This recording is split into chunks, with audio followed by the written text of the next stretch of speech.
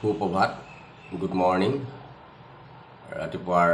6টা বজাৰ মান্না চেনেললৈ আপোনালোক সকলোকে স্বাগতম জনাইছোঁ। যিহেতু আজি শনিবাৰ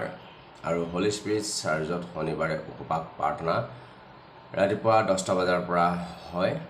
এতিয়া আজি আহক আমি উপবাসৰ বিষয়ে ঈশ্বৰে কি মান্না দিছে, উপবাসৰ বিষয়ে আমি জানো আহক। এজন ৰজা ভয়ংকৰ বিপদত পৰিছিলে আৰু তেওঁ উপবাস ৰখাৰ যোগেদি কেনেকৈ ঈশ্বৰে তেওঁক উদ্ধাৰ কৰিলে তাক আমি চাম আহক। তাৰপিছত আমি আপোনালোকৰ কাৰণে প্ৰাৰ্থনা কৰিম। আহক আমি পবিত্ৰ বাইবেল শাস্ত্ৰ 2 বংশাৱলী 20 অধ্যায় 1 পদৰ পৰা 30 পদলৈ যদি আপোনালোকে চাই তাত পাব। মই ইমান দীঘলীয়া নকৰোঁ, মই 1 পদৰ পৰা 3 পদলৈ পঢ়ি দিছোঁ। পাছে মোৱাবৰ সন্তানবিলাক, অমোনৰ সন্তানবিলাক আৰু সিহঁতৰ লগত কিছুমান মায়নীয়া লোকে জিহোছাফতৰ বিৰুদ্ধে যুদ্ধ কৰিবলৈ আহিলত মানুহবিলাকে আহি জিহোছাফতক এই সংবাদ দিলে, বোলে সাগৰৰ সিপাৰে থকা অৰামৰ পৰা অতিশয় অধিক লোকসমূহ আপোনাৰ বিৰুদ্ধে আহিছে। চাওক, সিহঁত জচুন তামৰত অৰ্থাৎ আয়ন গদিত আছে। তাতে জিহোছাফতে ভয় কৰি জিহুৱাক বিচাৰিবলৈ টাৱাৰ কৰিলে আৰু জিহুদাৰ সকলো ফালে উপবাস ঘোষণা কৰিলে। যেতিয়া জিহোছাফত ৰজাক আহি পেলাই জনালে যে আপোনাৰ বিৰুদ্ধে দুটা ৰাজ্যৰ পৰা, দুখন দেশৰ পৰা আপোনাৰ লগত যুদ্ধ কৰিবৰ কাৰণে আহিছে, যে তেওঁলোকে এটা জাগাত ৰখি আছে আৰু আপোনাৰ বিৰুদ্ধে তেওঁলোকে উঠি আহিছে। এতিয়া জিহোছাফত তেওঁ ৰজা হৈও নিজৰ শক্তিক ভৰসা কৰা নাই। তেওঁ নিজৰ প্ৰজাক আদেশ দিয়া নাই যে তোমালোকে ৰেডি হোৱা, যুদ্ধৰ কাৰণে অস্ত্ৰ শস্ত্ৰ লোৱা আৰু আমি যুদ্ধ কৰিবলৈ যাওঁ। তেওঁ এইটো কৰা নাই। তেওঁ লগে লগে ঘোষণা কৰিছে উপবাস। মানুহৰ পৰা ধৰি পেলাই জীৱ জন্তুলৈকে 3 দিন কোনেও অন্ন ভোজন নকৰে আৰু লঘোণ প্ৰাৰ্থনা ৰাখে। 3 দিন তেওঁ ঈশ্বৰৰ নামত 3 দিন লঘোণ প্ৰাৰ্থনাত তেওঁ বহি গ'ল। আৰু এই লঘোণ প্ৰাৰ্থনাত ঈশ্বৰে জনাইছে যে এই যুদ্ধ তোমাৰ নহয়, এই যুদ্ধ মোৰ। যে কালিলৈ তোমালোকে ওলাই যাবা সেই যুদ্ধ স্থানলৈকে। আৰু তেতিয়া জিহোছাফতে যুদ্ধলৈ ওলাই গৈছে। কিন্তু আচৰিত কথা এইটো যে যাওঁতে তেওঁলোকে কি লৈ গৈছিল হাতত। আমি যদি শাস্ত্ৰত চাওঁ যে যুদ্ধত যদি যায় তেতিয়া অস্ত্ৰ শস্ত্ৰ লৈ যোৱা হয়। কিন্তু জিহোছাফতক যিহেতু ঈশ্বৰে জনাইছে যে এই যুদ্ধ মোৰ হয়, তোমাৰ নহয়, তেতিয়া জিহোছাফতে গীটাৰ, খঞ্জৰি, বেন, পেঁপা এই সকলো লৈ ঈশ্বৰ জিহুৱাৰ গীত গান গাই তেওঁলোকে সেই যুদ্ধ স্থানলৈ যায়। আৰু তাতে যি বিৰোধী 2 পাৰ্টি, দুখন দেশে জিহোছাফতৰ বিৰুদ্ধে আহিছিল, ঈশ্বৰে তেওঁলোকৰ মাজত বিভেদ জন্মাই দিলে। আৰু তেওঁলোকৰ মাজতে, নিজৰ মাজতে, 2খন দেশৰ মাজতে কাজিয়া সৃষ্টি হৈ পেলাই, মাৰপিট হৈ পেলাই, যুদ্ধ হৈ পেলাই। আৰু তাতে জিহোছাফত ৰজাই যাই পেলাই দেখে যে এজনো জীৱিত নাই, যে তেওঁলোকৰ লগত যুদ্ধ কৰিবৰ কাৰণে সকলো মৰা হৈ তাতে পৰি আছে। Praise the lord. উপবাসত ইমান ডাঙৰ শক্তি, যি নেকি বিপদ 2টা ৰাজ্যৰ পৰা, 2খন দেশৰ পৰা আহিছিলে জিহোছাফতৰ বিৰুদ্ধে। কিন্তু জিহোছাফতে নিজৰ শক্তিক ভৰসা নকৰি ঈশ্বৰলৈ উপবাস ৰাখিলে, ঈশ্বৰক জনালে বিপদৰ কথাটো, আৰু ঈশ্বৰে সেই বিপদৰ পৰা উদ্ধাৰ কৰিলে। যিসকল বিৰোধী তেওঁলোকক আক্ৰমণ কৰিবৰ কাৰণে আহিছিলে, তেওঁলোকৰ মাজতেই ঈশ্বৰে মন খেলিমেলি কৰি, তেওঁলোকৰ মাজতে কাজিয়া সৃষ্টি হৈ পেলাই, তেওঁলোকৰ মাজতে মাৰা পিটা হৈ পেলাই তেওঁলোকে নিজেই মৰি থাকিল আৰু মৰাশ হৈ থাকিল। আৰু উল্টাই জিহোছাফতে যাই পেলাই তাতে লাভহে হৈছে। যি যুদ্ধত অস্ত্ৰ আনিছিলে, সোণ ৰূপ আনিছিলে, সেইখিনি তেওঁৰ লাভহে হৈছে। আমি শাস্ত্ৰত পঢ়িলে আপোনালোকে পাব পবিত্ৰ বাইবেল শাস্ত্ৰ 2 বংশাৱলী 20 অধ্যায় ইয়াৰ পৰা আমি বুজিব পাৰিছো জানিব পাৰিছো যে আপোনাৰ যেনেকুৱাই বিপদ নহওক অসম্ভৱ বিপদ আপুনি তেতিয়া 3 দিন ড্ৰাইভ উপবাস ফাষ্টিং ৰাখি দিয়ক আৰু তাতে ঈশ্বৰে আপোনাক সহায় কৰিব এইখিনি সময়ত আমালৈ প্ৰাৰ্থনাৰ অনুৰোধ আহিছে পন্টন বজাৰ মণিপুৰী বস্তিৰ পৰা এগৰাকী ভণ্টিৰ তেখেতৰ পৰিয়াল হয় বেমাৰ হৈছিলে আৰু এতিয়া তেওঁলোকৰ ভৰি ফুলি আছে আজি গুৱাহাটী জিএমচি মেডিকেলত আনিব বুলি কৈছে আহক আমি তেখেতৰ কাৰণেও প্ৰাৰ্থনা কৰিম যেন সম্পূৰ্ণ ৰোগটো সুস্থ হয় আৰু ভৰিখন যেন ফুলাটো বন্ধ হয় তাৰ কাৰণে আমি প্ৰাৰ্থনা কৰিম মোৰ জীৱনতো যেতিয়া মই প্ৰথম যীশুক বিশ্বাস কৰিছিলোঁ গ্ৰহণ কৰিছিলোঁ তেতিয়া মোৰ যোগেদি ঈশ্বৰে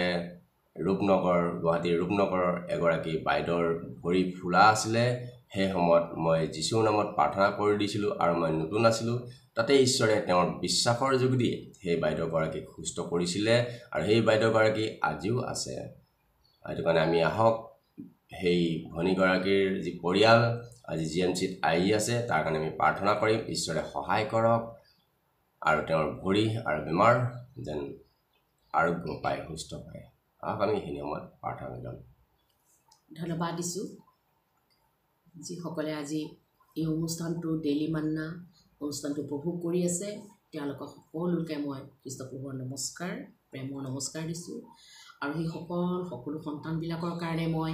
প্ৰভুৰ ওচৰত প্ৰাৰ্থনা কৰি আছোঁ আহক আমি সকলোৱে মূৰ ধুৱাওঁ আৰু সকলোৱে শাৰীৰিক চকু বন্ধ কৰিম প্ৰভুৱে জানে আপোনালোকৰ জীৱনত কি দুখ কষ্ট সমস্যাবোৰ আছে তথাপিও আমি নম্ৰতাৰে প্ৰভুৰ ওচৰত আমি প্ৰাৰ্থনা কৰোঁ আহক ধন্যবাদ পিতা পৰমেশ্বৰ প্ৰভু আজি এই চেনেলৰ যোগেদি ডেইলি মান্নাৰ যোগেদি যি সন্তানবিলাকে প্ৰভু এই চেনেলটো উপভোগ কৰি আছে প্ৰভু তেওঁলোকৰ ওপৰত তোমাৰ আশীৰ্বাদ অনুগ্ৰহ দয়া পোনপ্ৰথমে মই বিচাৰিছোঁ লৰ্ড আজি বহুত এই দিনটো দেখিবলৈ নাপালে কিন্তু প্ৰভু তুমি আমাক এটা নতুন দিন দিলা তোমাৰ এই পবিত্ৰ নামটো ল'বৰ কাৰণে প্ৰভু একগোট হ'বৰ কাৰণে তুমি যি আমাক প্ৰভু সুযোগ দিলা তাৰ কাৰণে তোমাক হৃদয় দহথলিবা তোমাক মান মৰ্যাদা ধন্যবাদ দিছোঁ পিতা প্ৰভু তুমি অন্তৰ্যামী সৰ্বজ্ঞানী সৰ্বব্যাপী তুমি খোজাৰ পূৰ্বেই জানা তুমি কাৰ জীৱনত কি আশীৰ্বাদৰ প্ৰয়োজন আছে কিয়নো তুমি মৰমীয়াল ঈশ্বৰ তুমি সৃষ্টিকৰ্তা হয় প্ৰভু বিশেষকৈ মই প্ৰাৰ্থনা কৰিছোঁ যি প্ৰভু এই অনলাইন মাধ্যমৰ যোগেদি যি প্ৰাৰ্থনা ৰিকুৱেষ্ট আছে প্ৰভু পোনপ্ৰথমে প্ৰভু সেই ভনীগৰাকীৰ পৰিয়ালত যি ভৰি ফুলা বেমাৰ আছে প্ৰভু প্ৰভু তুমি জানা তুমি আৰোগ্যকাৰী ঈশ্বৰ তেওঁলোকে জিএমচিত আহিব তেওঁলোকৰ চিকিৎসাৰ কাৰণে প্ৰভু তুমি সহায়তা কৰিবা প্ৰভু তেওঁলোকৰ সংগী হ'বা তুমি তেওঁলোকক সুস্থতা কৰিবা তেওঁলোকে এই প্ৰাৰ্থনাৰ যোগেদি যেন সুস্থতা পায় তেওঁলোকৰ জীৱনৰ পৰিৱৰ্তন আহে তুমি আশীৰ্বাদ কৰা পিতা আৰু নানান ধৰণৰ বেমাৰত ভুগি থকাবিলাকৰ কাৰণেও মই প্ৰাৰ্থনা কৰিছোঁ পিতা যিবিলাকৰ প্ৰভু এলাৰ্জি আছে পিতা প্ৰভু স্কিনৰ ডিজিজ আছে পিতা পৰমেশ্বৰ যিমান জঠৰ ৰোগী আৱৰীয়া বেমাৰ কিডনী পেচেণ্ট প্ৰভু ব্লাড কেঞ্চাৰ পিতা পৰমেশ্বৰ লগতে পিতা